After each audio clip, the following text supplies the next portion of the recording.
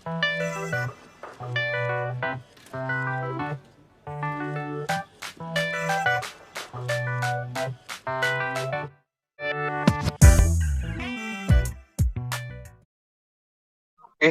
saya skip dulu. Oke, mari bisa kita mulai. Assalamualaikum warahmatullahi wabarakatuh. Salam, Om Swastiastu, Namo Buddhaya, salam kebajikan bagi kita semua. Pada kesempatan kali ini, kami dari kelompok 3 akan mempresentasikan materi yang berjudul regresi linear. Yang terhormat untuk Ibu Niluh Bella Windu selaku dosen probabilitas dan statistika, dan teman-teman yang lainnya telah hadir pada presentasi kali ini. Oke, mari kita lanjut. Anggota kelompok 3 sendiri terdiri dari 5 orang, yaitu saya sendiri, Rangger Sapmafi dengan NPM 2110063116059. Yang kedua ada Bagas Sulistyo dengan NPM 2110063116037. Yang ketiga ada Andrean Hosian Simbajuntak dengan NPM 2110063116032. Yang keempat ada Muhammad Faris Fadila dengan NPM 201063116081. Dan yang terakhir ada Maribeth Anventita Manulang yang dengan NPM 2110631160049. Next. Untuk topik regresi linear sendiri kita membaginya menjadi dua bagian, yaitu regresi linear sederhana dan regresi linear berganda. Next. Untuk materi regresi linear sederhana akan dijelaskan oleh rekan saya. Mohon dipersilakan.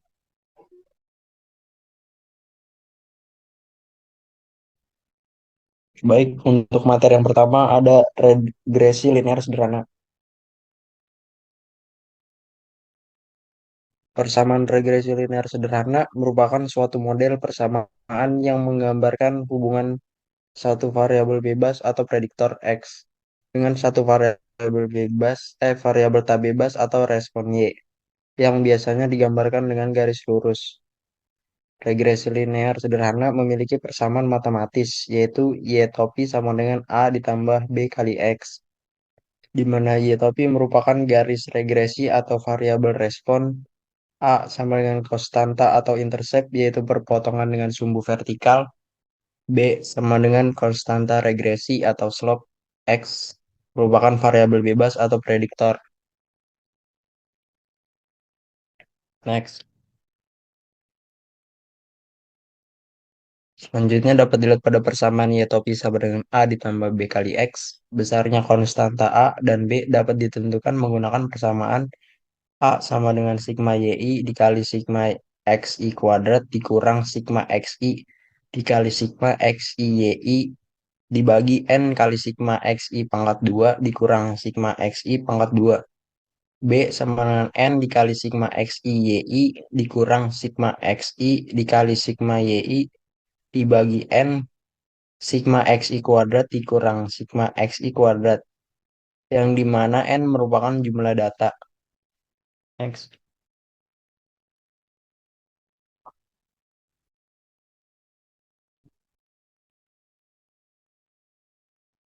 Selanjutnya itu koefisien korelasi atau R untuk mengukur kekuatan hubungan antar variabel prediktor X dan respon Y.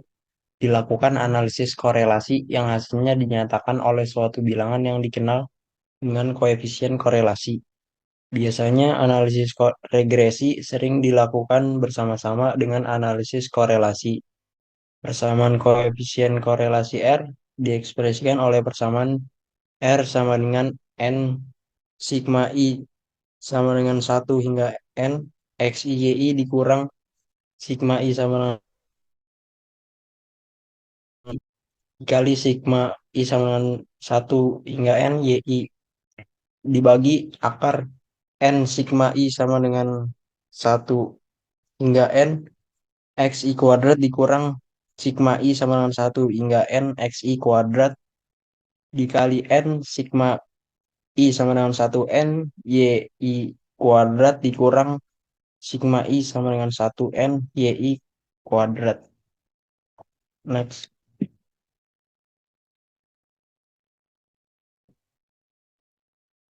Selanjutnya akan dilanjutkan oleh rekan saya.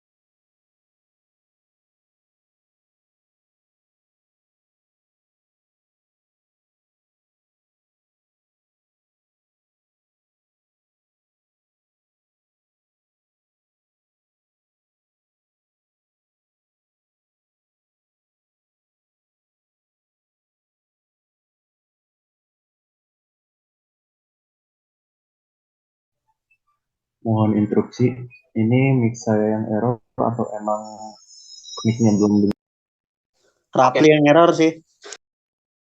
oke. Tadi mic-nya di mute. Oke, maaf. Pertama, koefisien determinasi R kuadrat. Koefisien determinasi dapat ditentukan dengan mengkuadratkan koefisien korelasi. Misal, koefisien determinasinya adalah R kuadrat sama dengan 0,90. Nah, ini berarti bahwa 90% variabel bebas atau prediktor X dapat menerangkan atau menjelaskan variabel tak bebas atau respon Y, dan 10% dijelaskan oleh variabel lainnya. Selanjutnya adalah uji T. Uji T ini maksudnya adalah menguji uji dari apakah seberapa besar pengaruh dari korelasi ini ke variabel bebas, variabel tak bebas. Ada caranya yaitu menentukan hipotesis, yaitu ada dua hipotesis, yaitu H0 sama dengan H0 yaitu 0, dengan variabel X tidak berpengaruh nyata terhadap variabel Y. Berarti variabel bebas ini tidak berpengaruh pada variabel yang tak bebas. Yang kedua itu H1 itu tidak sama dengan 0. Berarti pengaruhnya itu bisa negatif, bisa ke positif. Nah, contoh yang negatif itu misalnya pengaruh dari seberapa religius seseorang ke seberapa besar dia tingkat korupsinya gitu. Mungkin ada seperti dia gitu mungkin. Nah, untuk yang berpengaruh positifnya mungkin seberapa besar minat belajar seseorang kepada hasil dari nilai ujiannya. Maksudnya seperti itu. Yang kedua itu tingkat signifikansi atau alfa. Tingkat signifikansi alfa yang sering digunakan adalah alfa 5% atau alfa sama dengan 0,05. Next.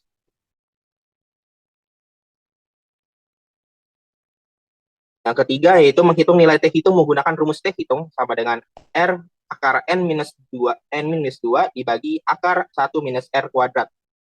Yang keempat, menentukan daerah penolakan H0 atau daerah kritis. Bentuk pengujian dua arah sehingga menggunakan uji T dua arah, yang mana jika H0 ditolak berarti T hitung atau uji T yang dihitung itu lebih besar daripada T tabel, atau minus T hitung kurang dari minus T tabel. Berarti H1 bisa diterima. Berarti kondisi yang mempengaruhi itu bisa diterima. Yang kedua itu H0 akan diterima jika T minus T hitung kurang dari T tabel, kurang dari T hitung. Berarti H1 ditolak. Berarti kemungkinan pengaruhnya itu tidak ada. Yang kelima yaitu menggunakan T tabel, menentukan T tabel. Tabel uji T untuk A alfa sama dengan 5% dan derajat kebebasan atau DF sama dengan N minus K, dengan N adalah jumlah sampel dan K adalah jumlah variabel, yang mana variabel bebas dan variabel terikat ditambahin. Yang keenam yaitu kriteria pengujian nilai T hitung dan T tabel. Bila nilai T hitung kurang dari T tabel, maka H0 diterima dan H1 ditolak. Seperti yang tadi saya jelaskan sebelumnya di poin nomor 2. Dan bila poin nomor 3 maksudnya. Dan bila nilai T hitung lebih dari T tabel, maka H0 ditolak dan H1 diterima. Berarti ada pengaruhnya. Gitu. Yang terakhir adalah kesimpulan hasil uji signifikansi. Next.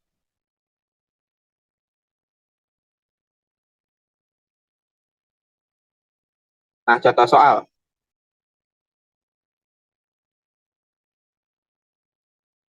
Tabel berikut menunjukkan banyak tempat duduk terhadap biaya per jam dari 3 model pesawat terbang yang digunakan oleh maskapai Garuda Indonesia.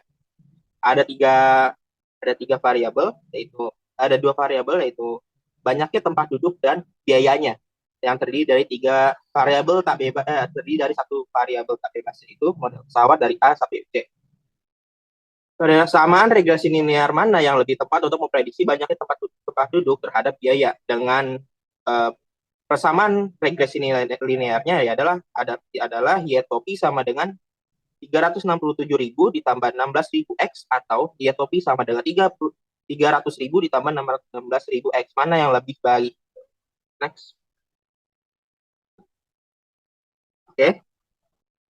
Untuk penyelesaiannya sendiri, misalkan banyak tempat duduk itu adalah X dan biaya adalah Y.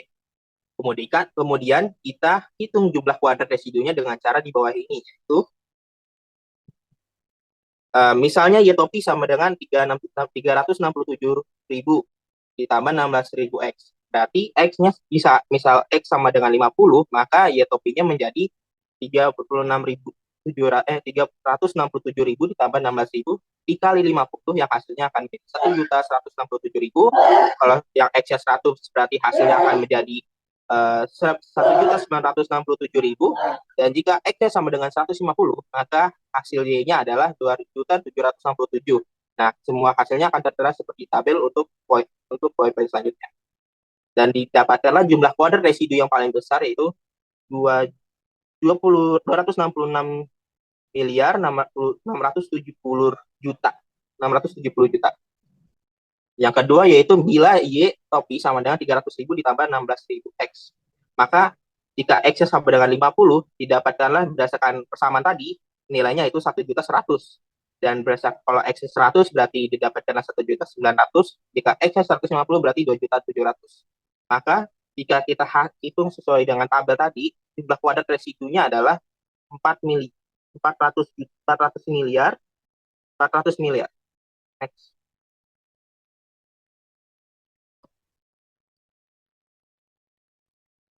Dapatkanlah hasilnya tadi sesuai dengan yang di sebelah kanan. Oke, untuk materi selanjutnya akan dijelaskan oleh rekan saya. Mohon dipersilakan. Oke, yang kedua ada regresi linear berganda.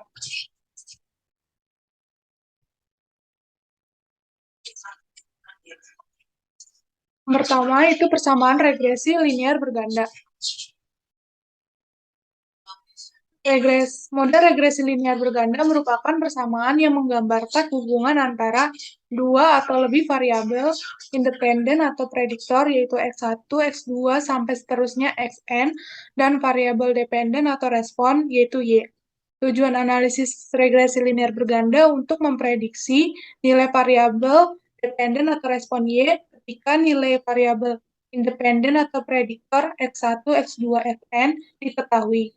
Selain itu juga, arah hubungan antara variabel dependen dan variabel independen juga harus diperjelas.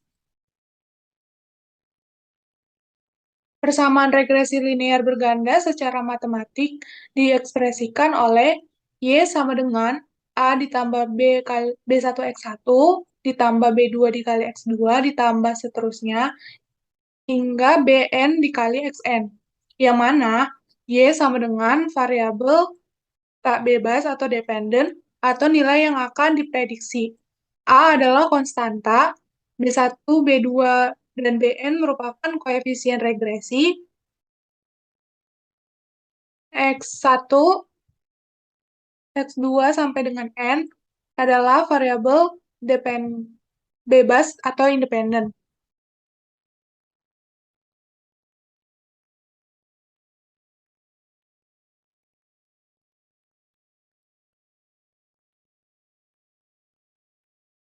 Bila terdapat dua variabel independen yaitu X1 dan X2, maka bentuk persamaan regresinya adalah Y sama dengan A ditambah B1 dikali X1 ditambah B2 dikali X2. Keadaan bila nilai koefisien regresi B1 dan B2 adalah bernilai 0, maka tidak ada pengaruh X1 dan X2 terhadap Y. Bernilai negatif, maka terjadi hubungan yang berbalik arah antara variabel bebas X1, X2, dan dengan variabel tak bebas Y. Bernilai positif, maka terjadi hubungan yang searah antara variabel bebas X1 dan X2 dan variabel tak bebas Y. Konstanta A dan koefisien regresi B1 dan B2 dapat dihitung dengan menggunakan rumus berikut. A sama dengan sigma Y dikurang B1 dikali sigma X1 dikurang B2 dikali sigma X2 dibagi N. B1 sama dengan sigma X2 pangkat 2 dikali sigma X1 Y dikurang sigma X2Y dikali sigma X1 dikali X2 dibagi sigma X1 pangkat 2 dikali sigma X2 pangkat 2 dikurang sigma X1 dikali X2 di pangkat 2. B2 sama dengan sigma X1 pangkat 2 dikali sigma X2Y dikurangin sigma X1Y dikali sigma X1 dikali X2 dibagi sigma X1 pangkat 2 dikali sigma X2 pangkat 2 dikurangin X1 dikali X2 pangkat 2.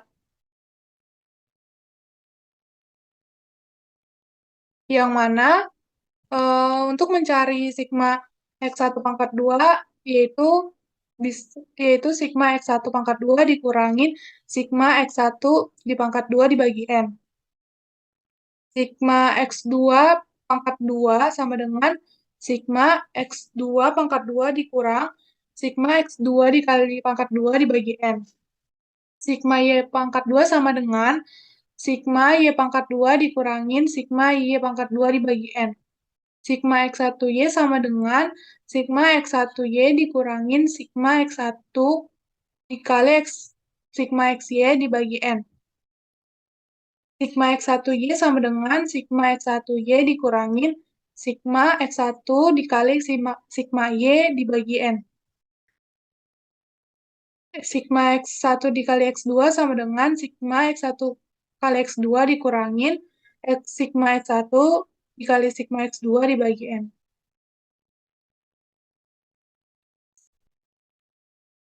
Selanjutnya akan dilanjutkan oleh rekan saya.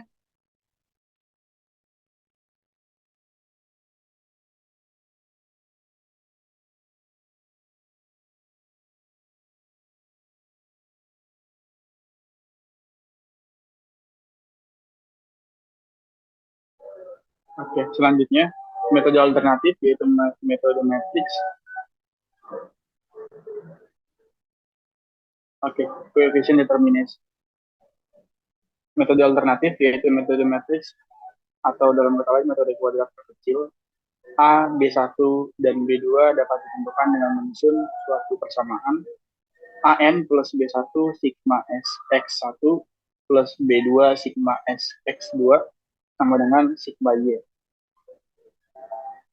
A sigma X1 plus B1 sigma X1 kuadrat plus B2 sigma X1 X2 sama dengan sigma X1Y.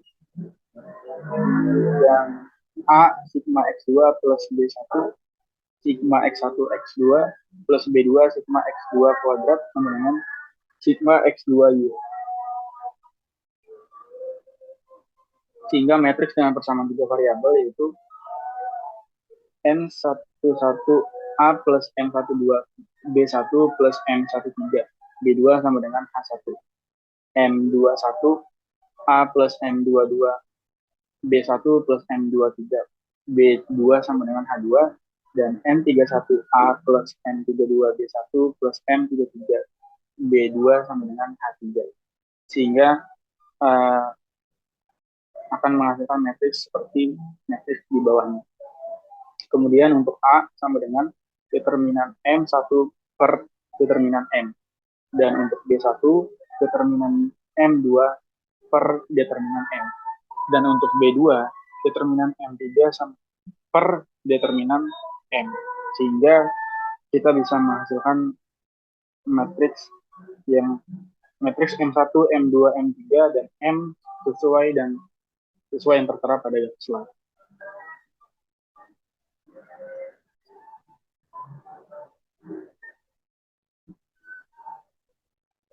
Kemudian kita masuk ke koefisien determinasi atau R kuadrat. Koefisien determinasi digunakan untuk mengetahui presentase pengaruh variabel bebas X1 dan X2 terhadap variabel tak bebas Y. Besarnya R2 dihitung dengan rumus R2 sama dengan B1 sigma X1Y plus B2 sigma X2Y per sigma Y kuadrat. Jika R2 sama dengan R kuadrat sama dengan 0, maka variasi variabel-variabel bebas X1 dan X2 tidak sedikit pun dapat menjelaskan variasi variabel tak bebas Y dalam metode persamaan regresi. Jika R kuadrat sama dengan 1, maka variasi variabel-variabel bebas X1 dan X2 dapat menjelaskan dengan sempurna variabel tak bebas Y dalam model persamaan regresi.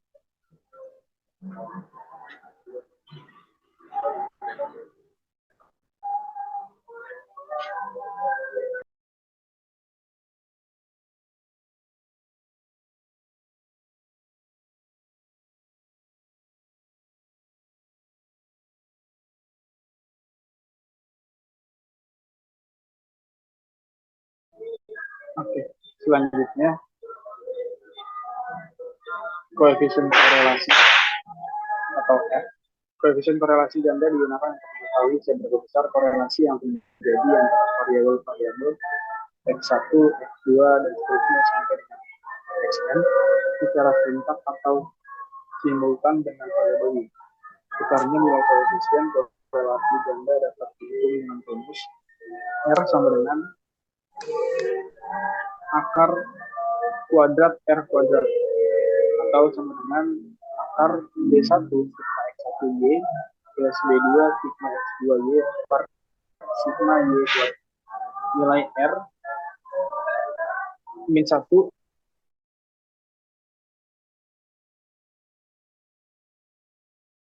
semakin mendekati nilai plus 1 atau min 1, maka semakin kuat hubungan yang terjadi, dan sebaliknya jika R mendekati 0, maka semakin lemah hubungan yang terjadi.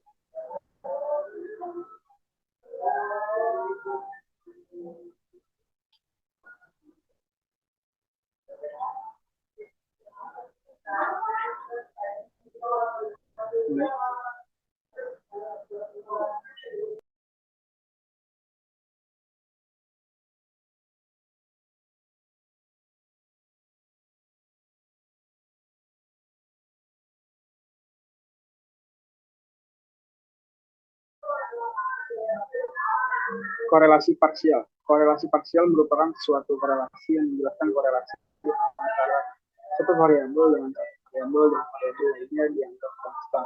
Terdapat 3 macam bentuk korelasi parsial, yaitu A. Korelasi antara X1 dan dengan X2 yang mana Y dianggap konstan atau R12 kali Y. Sehingga R12 kali Y sama dengan R12 min RY1 dan RY2 per akar 1 min R kuadrat Y1 dikali dengan 1 min R kuadrat Y2. B. Korelasi antara Y dengan X1 yang mana X2 dianggap konstan atau RY1 dikali 2. Sehingga RY1 kali 2 sama dengan RY1 min dalam kurung RY2 dikali R12 per akar 1 min R2 R kuadrat Y2 dikali dengan 1 min R kuadrat 12. C. Korelasi antara Y dengan X2 yang mana X1 dianggap konstan atau RY2 titik 1. Sehingga RY2 sama dengan RY2 min RY1 dikali RY12 per akar 1 min R kuadrat Y1 dikali 1 min R kuadrat 12.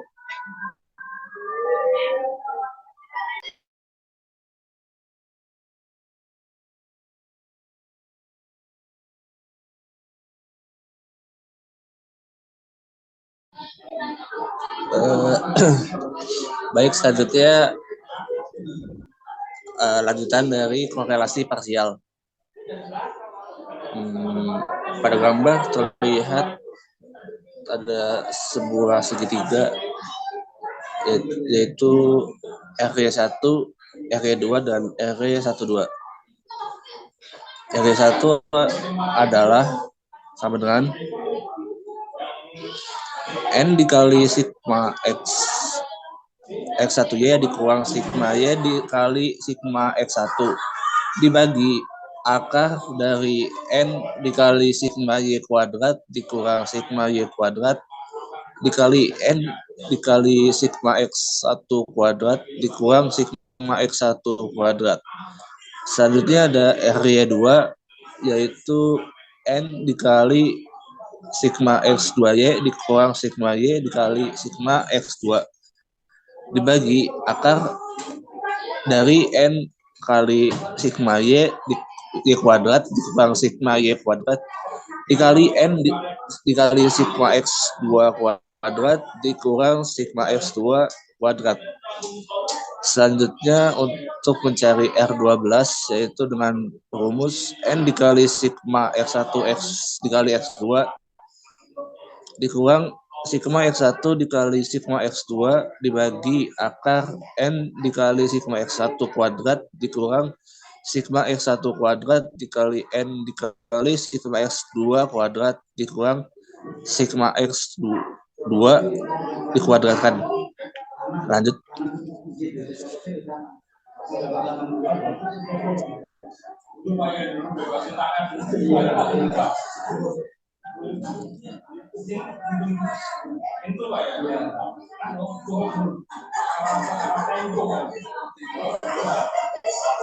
Selanjutnya ada contoh soal. Dalam suatu penelitian yang dilakukan terhadap 10 rumah tangga yang dipilih secara acak, diperoleh data pengeluaran untuk pembelian barang tahan lama per minggu.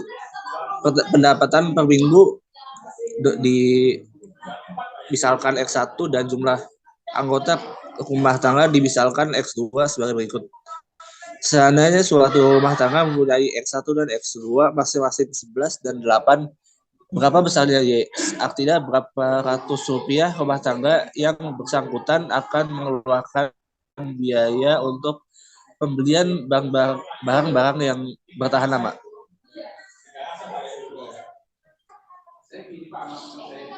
Lanjut.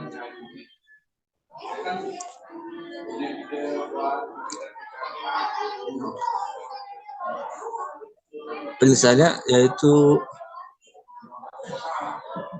dengan menggunakan matriks.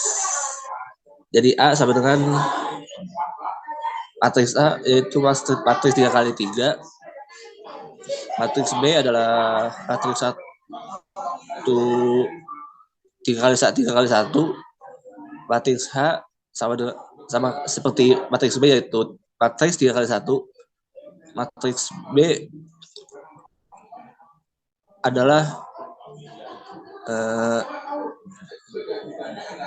invers dari A dikali matriks dari A dari H. Dihasilkan sebagai B sama dengan 5,233, 3,221, dan 0,451. Dari hasil perhitungan di atas, model regresi linear berganda dapat dituliskan sebagai berikut. Y sama dengan 5,233 ditambah 3,221 X1 ditambah 0,451 X2.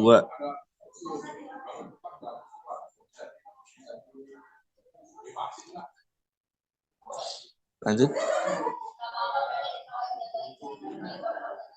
Terima kasih atas perhatiannya. Untuk teman-teman, apakah ada yang ingin ditanyakan?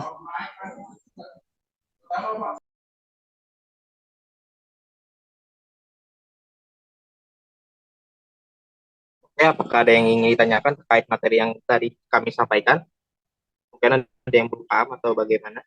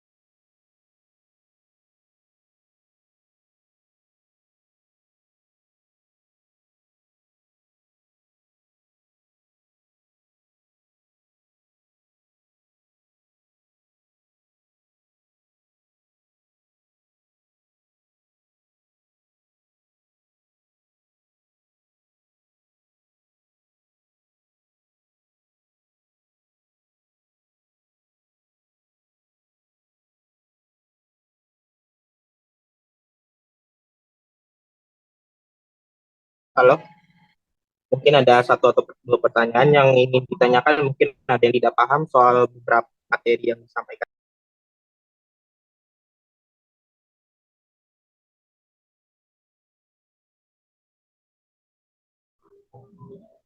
Oke, Raffi, mungkin ada yang ingin ditanyakan? Yang bertanya, sebelum perkenalkan, saya Raffi Ardian dari kelompok 5. Saya ingin bertanya, tadi kan akan sekalian telah menjelaskan tentang dari regresi linear. Nah, untuk penerapannya sendiri, regresi linear di teknik itu seperti apa sih? Terutama jurusan kita kan jurusan teknik elektro. Penerapan regresi linear di teknik elektro itu seperti apa? Terima kasih. Oke, berarti pertanyaan penerapan regresi linear di teknik elektro. Begitu, bukan?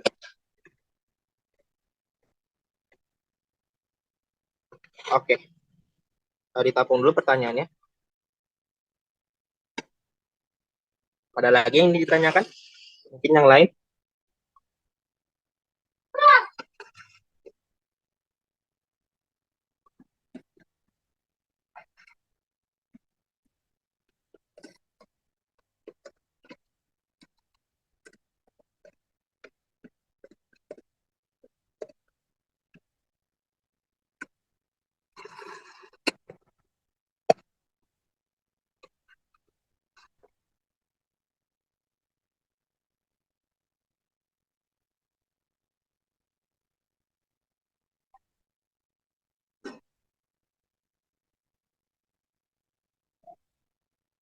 Oke.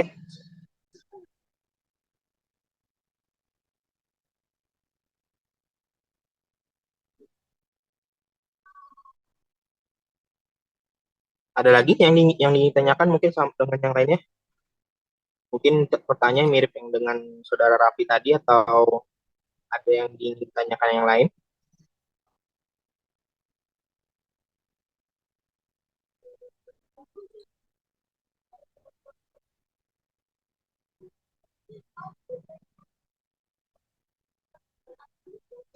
Oke, apakah tidak ada? Apakah bisa dilanjut untuk menjawab pertanyaan dari Raffi? Mungkin?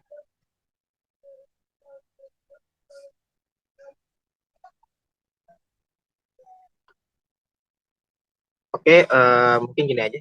Karena yang tanya cuma satu, berarti saya cuma jawab punya Raffi aja. Oke, untuk tadi pertanyaannya adalah penerapan regresi linear di teknik elektro kita gitu, karena kita mahasiswa teknik elektro gitu kan. Untuk penerapannya sendiri ada bermacam-macam. Kalau yang tadi saya cari, pertama ada untuk digunakan untuk prediksi dan pemodelan untuk ini, misalnya pemodelan alat sensor gitu. Kita mungkin memodelkan suatu alat sensor. Nah, kita mau lihat seberapa pengaruh dari alat sensor ini terhadap faktor lingkungan yang di tempat mereka gitu, di faktor-faktor di lingkungannya gitu. Misalnya kita mau ngecek sensor suhu, berpengaruh gak di daerah yang dingin gitu, apakah dia suhunya akan bisa deteksi yang menurun atau tidak. Nah, kita menentukan seberapa besar derajat Celcius yang dihasilkan dari sensor suhu tadi gitu. Apakah semakin di tempat yang dingin atau semakin di tempat yang panas akan semakin berpengaruh atau tidak. Ada lagi contoh yang lain itu untuk analisis sinyal. Jadi untuk menentukan hubungan antara variabel yang seperti sinyal, amplitudo, frekuensi, dan fasornya gitu. Seperti itu sih untuk di teknik elektro. Apakah apakah sudah cukup untuk pertanyaannya? Untuk jawabannya? Cukup. Oke, terima kasih. Yang lain mungkin ada yang ingin ditanyakan? Apa ada lagi? Atau cuma Raffi saja?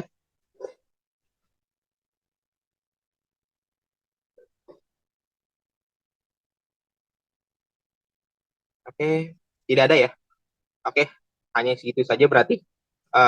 Terima kasih semuanya sudah mendengarkan materi presentasi dari kelompok 3 kami. Kurang lebihnya mohon maaf jika ada kesalahan kata atau salah penyebutan dalam penjelasan materi kami. Kurang lebihnya mohon maaf. Wabillahi taufiq wal hidayah. Wassalamualaikum warahmatullahi wabarakatuh. Selamat siang.